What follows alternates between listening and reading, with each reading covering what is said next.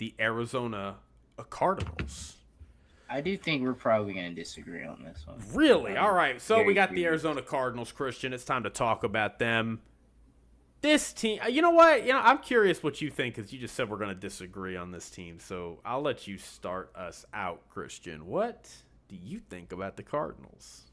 I think this team could be solid. Okay. I don't disagree. Maybe not good.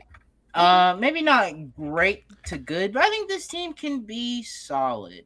Now, coming into last season, not a lot of hype. They were forecasted 6.5 wins.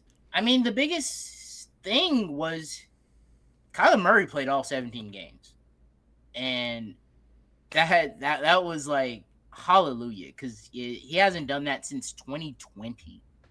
His second year in the league. It's been 4 years. This has been 4 years since that man has played all 17 games. Now, with that being said, he does still struggle late in the season. I know we kind of put that on Cliff Kingsbury, but, he ain't there no more. And we're still kind of seeing that pattern where he kind of struggles late in the season. I have some data about but that.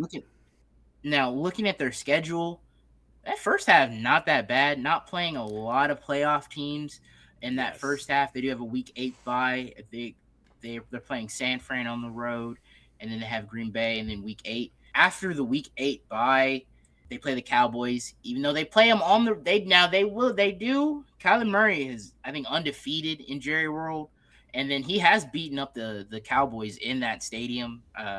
He sure has. I think that was a few years ago. But I think the Cowboys, I will say a tough game. San Fran, they play Tampa. They play the Rams twice. They got to play the Texans and the Bengals. So, yeah, that back half of that schedule is a bit tough. I do like the continuity. They've kind of figured it out with the offense. I just think they need to be more consistent with Kyler. And although James Conner, their running back, is getting older, he's still producing on the offensive line. Or running the ball. But I think, and I'll last thing, and I'll pass it to you, Jake. Sure. Jonathan Gannon should be getting a lot of criticism. He's a defensive guy coming from the Philadelphia Eagles, and they just haven't been great defensively. In 2023, they were the 32nd worst defense in the league. In 2024, they were 27th worst defense. But and we were just talking about this with Seattle, what I love that they did was they spent so much, money on the defensive line in the offseason 100%. And draft capital in the defensive line. 6 of their 7 players that they drafted were defensive players, and 5 out of that 7 were defensive line. Walter Nolan coming out of Ole Miss with their 16th overall pick. They're 32nd most expensive line, and now they've gone up to the 11th most defensive line. Love to see biggest signings were Calais Campbell, veteran. Dalvin Tomlinson, Josh Sweat, and then their Darius Robinson, their first round pick from last year. He didn't play till week 13 last year. Yep. So it's kind of he's kind of still new. So yeah, I think if they can get some more consistency with Kyler, and if that defensive line, they got a plethora of guys on that defensive line. If they can step up, and because I'm a little iffy on the secondary and the linebackers, but I do like Budda Baker still back there. I think he made his whatever Pro Bowl last year, his 8th, 7th, whatever. But so I think they'll still be good. He's solid. But if they can get a healthy pass rush with all the guys that they have brought in to help bolster that defensive line, I think this could be a solid playoff contender. They're, let's say 8.5. I think I'm kind of believing Arizona Cardinals. I think I bet the over here. Really quick. Maybe 9-8.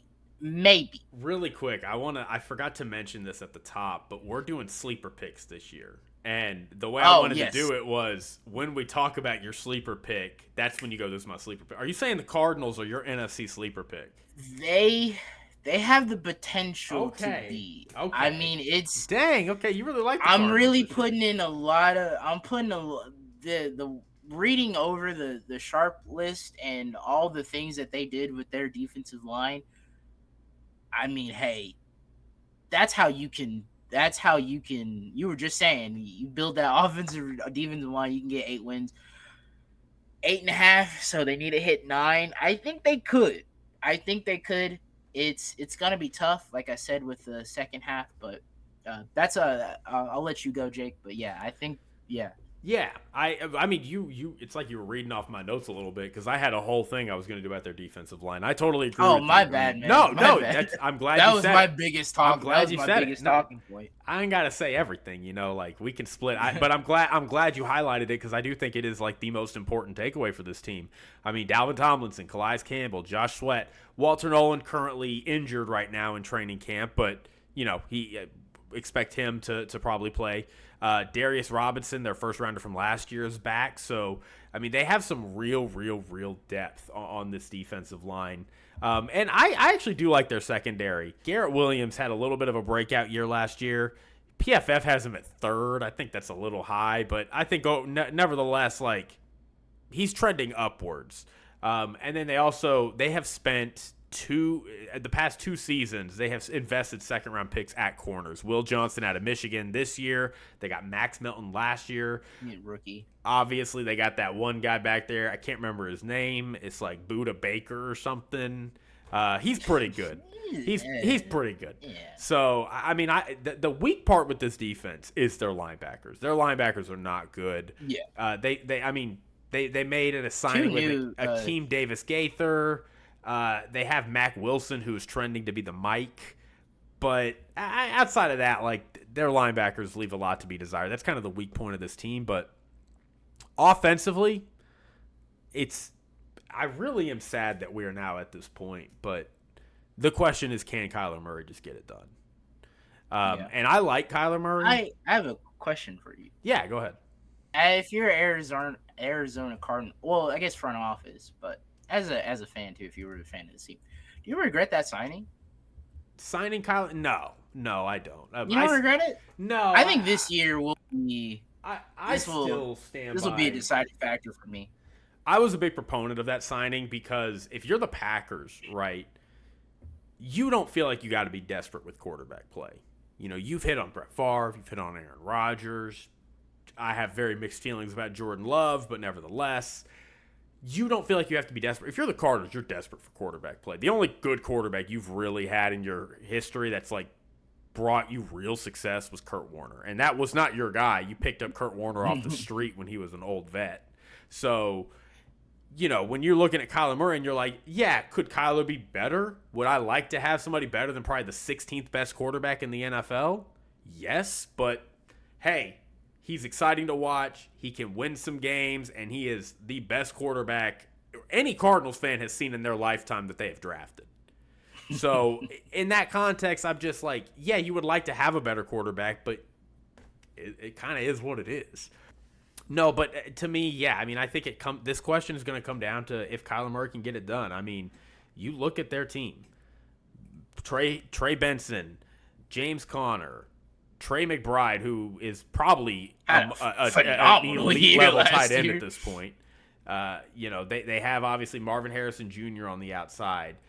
Paris Johnson going into year 3. I mean, he'll be a second year at left tackle, but he was really good last year. Yelda Froholt, he was graded the 6th best center 2024, really good at run blocking, which explains why they had so much success running the ball. Jonah Williams missed a bunch of time last year, but he's back. He wasn't that bad during his time. So the thing that really is going to hold this team back is can Kyler Murray figure out his deep throw issues? Because it's very bizarre, but Kyler Murray is among the worst in the league at throwing the ball deep. He is horrible at it. His when he first came into the league, 2019, he was a rookie. He was pretty good, 20th, not great, not terrible. 2020 and 2021, he was 8th in passer rating, throwing the ball 20 yards or deeper. fifth in big time throw percentage in 2021. 2022, he was 57th. 2020 in passer rating, throwing the ball 20 yards or deeper. 2023, 55th, and 2024, 44th. He was 40th in completion percentage last year, 46th the year before. In 2022, he had a 23.7 passer rating, 20 yards or deeper. I mean, he has been terrible at throwing the ball, and that creates problems for their pick last year, Marvin Harrison Jr., because Marvin Harrison Jr., you look at Malik Neighbors, who was obviously the guy he was compared to because they were peers coming out at the same time. They got the ball quick to Malik Neighbors. He's a yards after catch demon, but that's not really Marvin Harrison's game. Marvin Harrison's game is I'm going to go deep, I'm going to hit the intermediate routes, I'm going to throw the ball, and that is not what Kyler Murray can hit. So they drafted a guy that specializes in the kind of pass that Kyler Murray does not know how to hit. And here's a fun, crazy stat for you. Do you want to guess how many times they threw the ball to Marvin Harrison Jr. at or behind the line of scrimmage last year? Just hike, throw, quick throws, at or behind the line of scrimmage. They didn't throw him one time. They didn't throw him a screen? He didn't get a single target last year at or behind the line of scrimmage. Not one. That's insane. It is insane. It's crazy. And he was pretty good deep. I mean, he was tied for 6th in targets. He caught 10 of those passes. That was better than Malik Neighbors. He also had a better grade deep than Malik Neighbors. So, Marvin Harrison Jr. works throwing intermediate and deep routes, and you have a quarterback who can't hit those. They need to figure that out. And they did a pretty good job of adjusting that last year. They finished 11th. A big change was they started having success on early downs. They started targeting running backs. Trey Benson and James Conner were like top 5 in multiple advanced categories.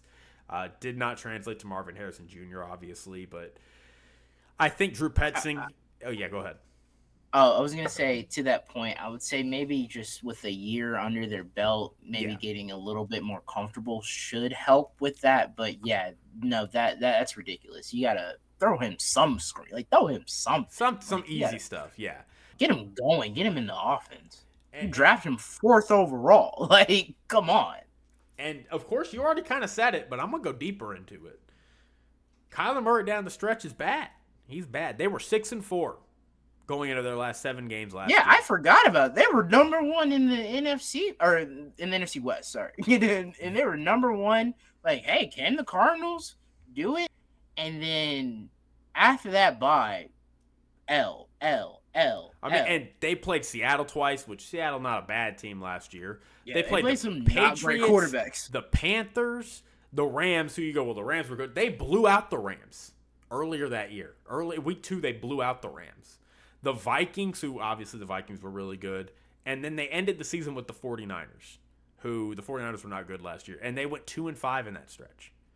And to your point, you talked about it a little bit. The difficulty of their schedule. They have the 3rd toughest schedule this year, week 11 onward. So it's like they're trying to screw the Cardinals over. They're like, oh, yeah, we know y'all are not good in the back half. And I pulled some more data for you, homeboy. I pulled some more because I knew you'd want it. In September, this is Kyler Murray's stats in September and October versus November and December. In September and October, he is 22, 17, and 1 as a starter. He has 58 touchdowns to 27 interceptions, and he averages 6.5 runs a game. November, December, he is 12 and 25. 47 touchdowns to 30 interceptions, so less touchdowns, more interceptions. And he runs the ball a full attempt, 1 attempt less. So he averages about 5.5 runs a carry. So, Kyler Murray, as the season goes on, is not very good. I mean, he gets really not great in the back half of the year. So I think I agree with you. I mean, if we get a full season again out of Kyler Murray and Kyler Murray can figure it out down the stretch, and I like the way this offense adjusted itself and showed the propensity to kind of fix themselves. I love their defense. We got to believe Jonathan Gannon is a good defensive coordinator, right? I mean, they hired him for his work in Philadelphia. If things click, I mean, yeah, 10 wins. I think it's a 10-win team. I think they have a little bit of talent gap, but I think generally it's a good team. I don't think they'll be bad. I think they just have too much talent to be bad.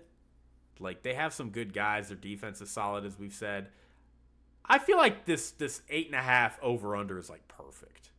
Like I have a Yeah. really hard time picking one or the other. 8 or 9, I'd probably lean under. No, I'll go over. I'll go 9 wins with you. I'll go 9 wins with you. But 7, 8 wins is their floor. They have a lot of talent defensively, but they're going to be great at running the ball. That's really, I think, where they need to lean. And anytime you can do that behind a solid offensive line and great defensive line play with solid secondary, you're gonna win. You're gonna win some games. Even if your ceiling is not that high, you're gonna win a lot of games. So that is that. The perfect season for them. I will, if I'm an Arizona Cardinal fan, I want a playoff berth and maybe not win the game, but I need Kyler Murray to play well in that game. He's only been to one playoff And it was not game, and good. he played terrible in that game. So if I can get that, then that makes me hopeful for the future. But yeah, we need a better Kyler Murray in the second half of the season, and hopefully it looks like they found something with Drew Pretzing and with the early down stuff. So keep doing that with the running game, and yeah, that not targeting. I've just because I thought Marvin Harrison Jr. I think he can be really really good, but you got to put the ball in his hands. You got to see what he can do. 100%. So